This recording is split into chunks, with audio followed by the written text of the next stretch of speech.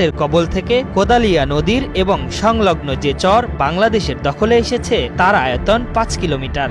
এমন সাহসী পদক্ষেপ ও সফলতায় প্রশংসা পাচ্ছে দেশের সীমান্তরক্ষী বাহিনী। জানা গেছে, স্বাধীনতার পর ঝিনাইদহের মহেশপুর উপজেলার ভারত সীমান্তবর্তী কোদালিয়া নদী পারের মানুষ নিজেদের প্রয়োজনে দেশের আরও অভ্যন্তরে বসবাস শুরু করেন। পরে ওই অংশটুকু ভারতের বিএসএফ দখল করে নেয় এবং সেখানে আধিপত্য বিস্তার করে। ফলে কৃষকরা মাঠে চাষাবাদ ও নদীতে মাছ ধরতে যেতে পারত না। এমনকি নদীটি ব্যবহার করতে গেলে স্থানীয়দের সঙ্গে বিএসএফ বাদানুবাদে জড়িয়ে পড়ত।